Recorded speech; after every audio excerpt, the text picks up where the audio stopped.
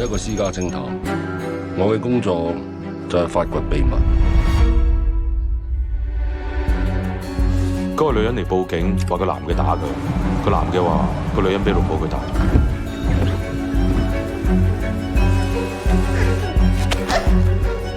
Sir， 南河村又發生咗單命案，受害者正係俾 CCTV 我哋嗰個居民。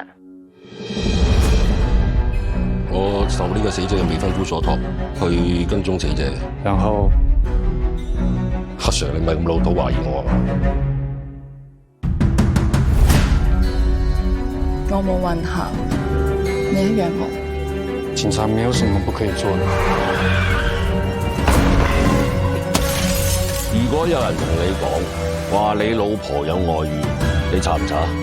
你想點啊？你問我想點？喺呢度問。離婚啊嘛？唔嚟，唔嚟啊！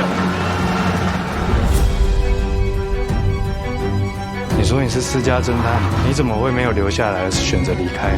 我懷疑佢同南唐嗰單謀殺案有關。你黐嘅玩到咁大，如果搞我屋企人，我一定殺咗佢。你信唔信？我其實冇出軌啊！